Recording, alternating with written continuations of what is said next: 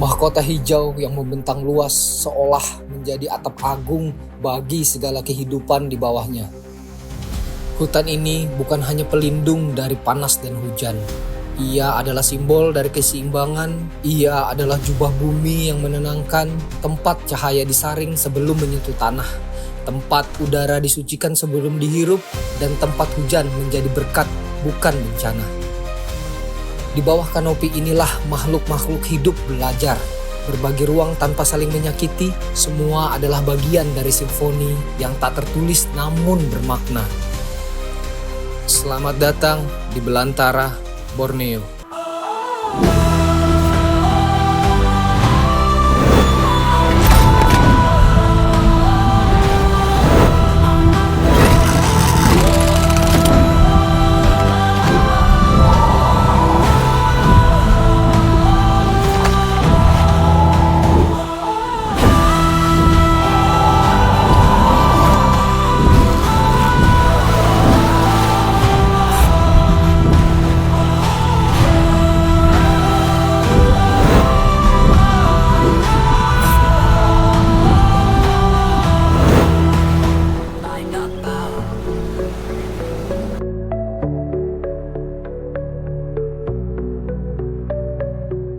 Ketika kabut pagi masih menggantung di antara pucuk-pucuk pohon, dan suara burung belum sepenuhnya bangun dari tidur panjangnya, ada satu wilayah yang tak sekedar berisi pepohonan dan tanah. Hutan ini bukan hanya bentangan vegetasi tropis, ia adalah ruang hidup, ruang suci, tempat di mana alam, waktu, dan kehidupan berbaur dalam harmoni yang rapuh namun luhur. Inilah Hutan Kelai, Berau, Kalimantan Timur, Indonesia. Nah, ini sekarang saya hari ini dijemput sama teman-teman dari PPS Longsam. Jadi kurang lebih 5-6 hari ke depan saya akan tinggal di PPS Longsam. Jadi ya, teman-teman bisa ikutin ya kegiatan kita nanti di PPS Longsam. Lebih memberi pelajaran kepada anak-anak Longsam. Bawa perahu kah? Kamu mana? Depan. Kamu depan.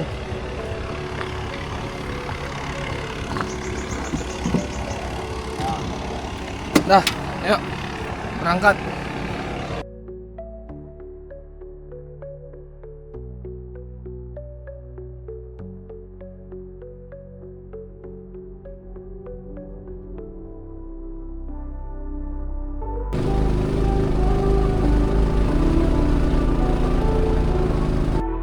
Di sepanjang aliran Sungai Kelai yang mengalun tenang melewati jantung hutan Kalimantan, hidup sebuah ikatan yang tak terlihat mata namun kuat keterikatannya. Mereka adalah teman-teman konservasi Hutan Kelai, KEN Indonesia. Hari ini saya berkesempatan untuk berkunjung dan berkolaborasi bersama teman-teman dari KEN Indonesia untuk ikut serta ke salah satu area konservasi mereka, yaitu Longsam. Dalam beberapa hari ke depan, saya akan mengikuti aktivitas teman-teman KEN dan beberapa kegiatan kerja di area pusat penyelamatan satwa. Mereka datang dari latar yang berbeda. Ada yang lahir dari rahim hutan ini, ada pula yang menapaki jalannya dan mengabdi dari jauh untuk hutan ini. Tapi semua dipersatukan oleh satu panggilan, menjaga yang tersisa dan melindungi yang ada, dan hidup bersama dalam harmoni. Akhirnya kita tiba di PPS Longsam ya. Ini kita lagi di puncak ini. Lokasi pusat penyelamatan satwanya di atas ya, di atas gunungnya. Nah, itu sungai yang tadi. Teman-teman penjaga hutan mulai mempersiapkan kebutuhan perlengkapan mereka di pusat penyelamatan satwa Longsam. Bukan hanya untuk mereka, tapi juga untuk satwa yang akan dilepas liarkan kembali ke alam. Oleh karena itu, kami butuh sekali dukungan, support dari semua lapisan yang mau mendukung kami. Ada 3 jenis dukungan yang bisa kalian bantu kepada kami. Yang pertama, jika teman mau mendonasikan berupa bantuan finansial atau barang yang berkaitan dengan kami, dipersilahkan jika memiliki finansial yang lebih. Yang kedua, jika teman-teman punya waktu lebih atau tertarik untuk menjadi relawan untuk membantu teman-teman Ken pada saat-saat tertentu bisa langsung menghubungi di kelembagaan Ken Indonesia. Nah, yang ketiga, jika teman-teman berkenan dan tergerak hatinya untuk membantu membagikan informasi ini ke jaringan yang lebih luas dengan share video ini sebanyak mungkin untuk menginformasikan alam ini untuk kita bersama. Saat pagi menjelang, ketua area akan membagikan tugas kepada tim untuk membagi kegiatan apa saja yang sudah dijadwalkan hari ini, seperti pembersihan area longsam, piket masak, pembersihan kandang satwa setiap harinya, pemotongan buah, pemberian makan kepada satwa, monitoring kegiatan satwa, sekolah hutan, atau membiasakan satwa berada di alam liar, hingga dokter akan memantau kesehatan satwa yang kemudian akan siap dilepas liarkan kembali ke habitat asalnya. Mereka juga melakukan penanaman bibit pohon buah di hutan area longsam. Selain menjaga mahkota hijau Kalimantan, pohon buah juga berperan penting untuk keberlangsungan satwa di hutan Kelai. Bahkan, terkadang mereka akan melakukan patroli keliling area hutan longsam untuk memonitoring keadaan hutan sekitar. Inilah bentuk kesadaran mereka terhadap hutan di area mereka tinggal. Dan kesadaran itu membentuk ikatan yang kuat antara manusia dan alam. Dari sini saya belajar banyak tentang bagaimana mereka mengabdi kepada alam. Bagaimana mereka mendedikasikan masa muda mereka kepada alam sekitar. Saya ngikut mereka monitoring ya. Jadi kita jauh dari kandang satwa. Kandang satwanya di sana tuh. Di sana ya.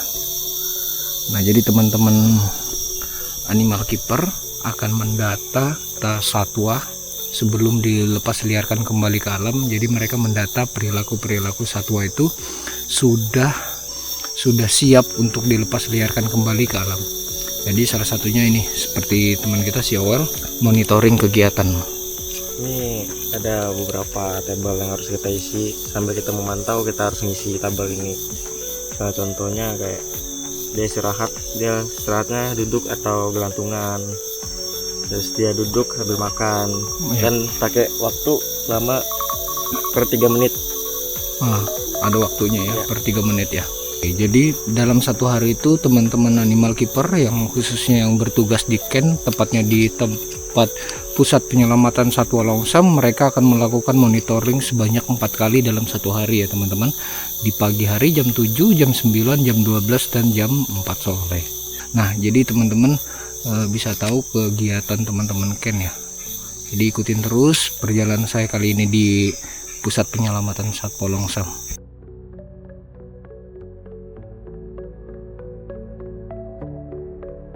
Di sana tadi kandang area 1, sekarang saya ngikutin kegiatannya Mbak Mawar ya.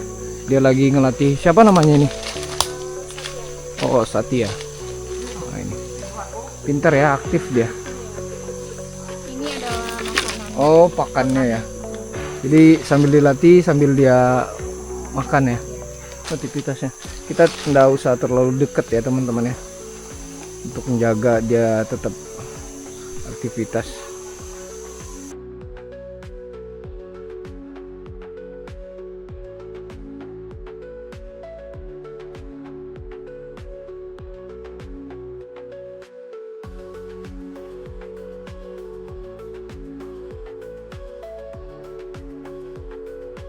Ini mau dikasih vitamin, kebetulan hari ini untuk jadwal vitamin rutinnya sebulan sekali.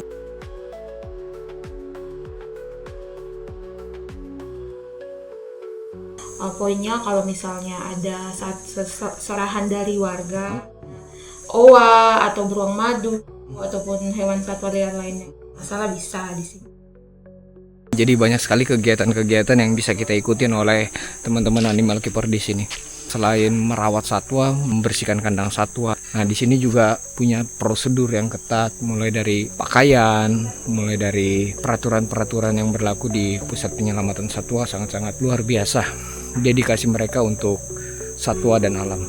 Orang tidak diperkenankan sampai ke zona 1 ya, tidak diperkenankan sampai ke sana. Jadi dari jarak jauh sini kelihatannya sudah cukup, kita bisa ngelihat biar tuanya itu tidak terbiasa dengan kehadiran manusia seperti habitatnya di alam. Satwanya di sini benar-benar siap untuk dilepas liarkan kembali ke alam.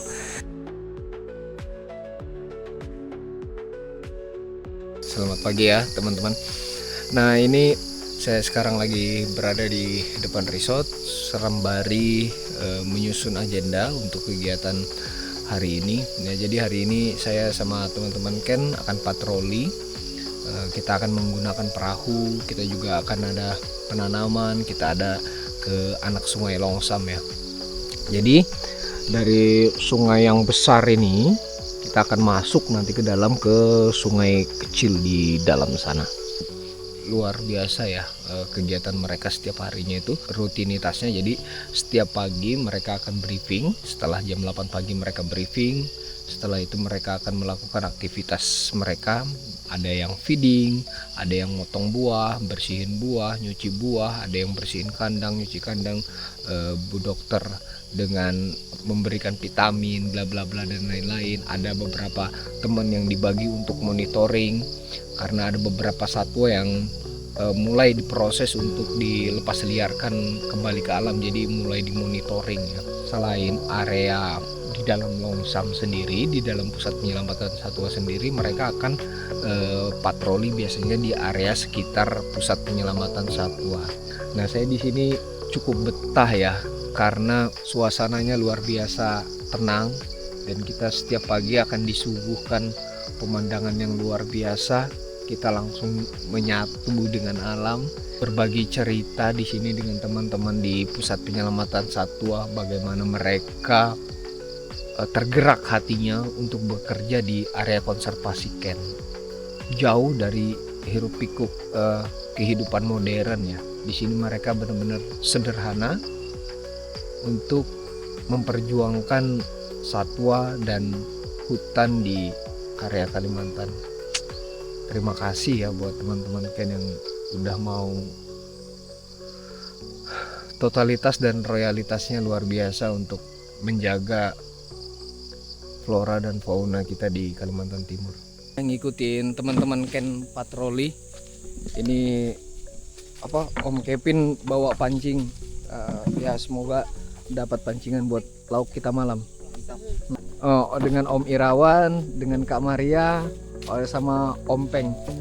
Nah, ini kegiatan kita hari ini, monitoring. Baru teman-teman Ken juga nanti akan melakukan penanaman. Selain kita melewati sungai besar, kita akan masuk ke sungai kecil Longsam.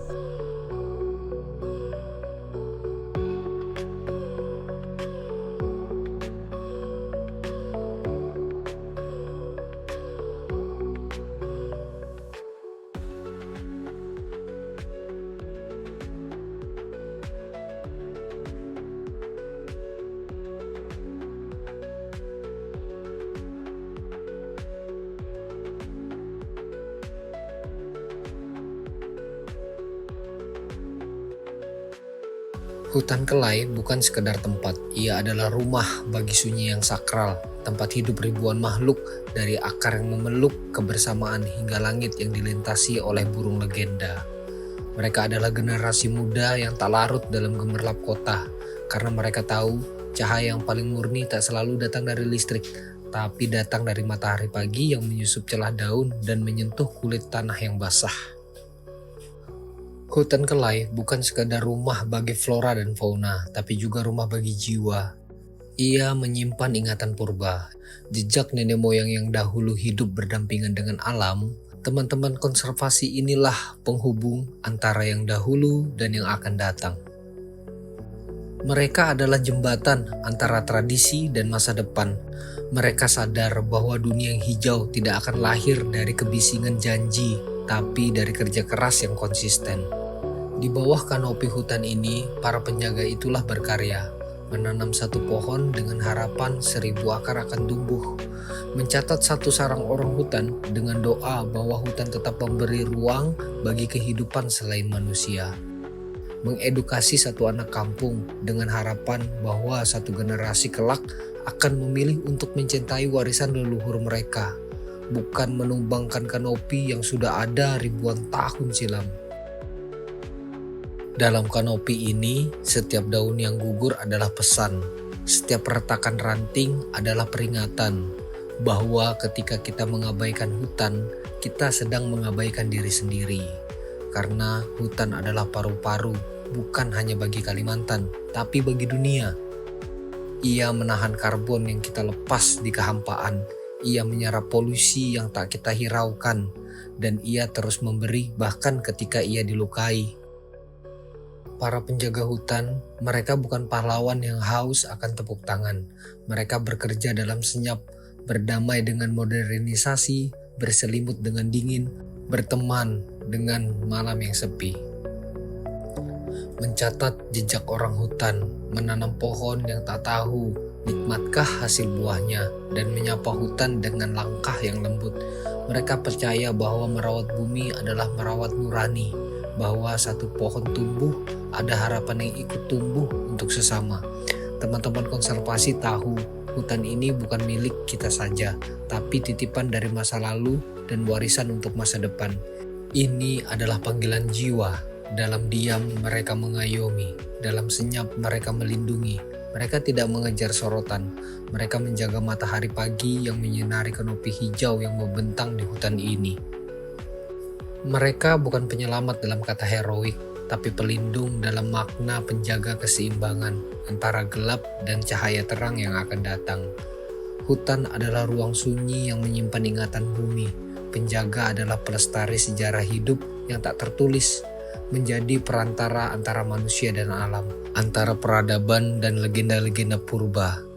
Mereka hidup dalam kesetiaan terhadap sesuatu yang tak bisa dibeli, sesuatu yang hanya bisa dirasakan oleh hati. Dan dalam setiap langkah mereka menyusuri tanah yang basah, nyanyian burung, daun-daun yang gugur, terdengar gema yang membisik di telinga. Bahwa hutan bukan milik siapa-siapa, tapi warisan untuk semua. Bahwa penjaga hutan sejati bukan yang memiliki, tapi yang mengabdi demi generasi untuk hutan ini. Maka, jika Kalimantan adalah tubuhnya, hutan adalah jiwanya, kanopi hijau adalah mahkotanya. Dengan kesadaran penuh, menjaga hutan bukan hanya sekedar soal lingkungan. Ini tentang martabat, tentang warisan, tentang cinta kita kepada tanah leluhur kita ini. Hari ini yang menentukan hari nanti, sebuah catatan ringan. Saya, Dani Rosadi.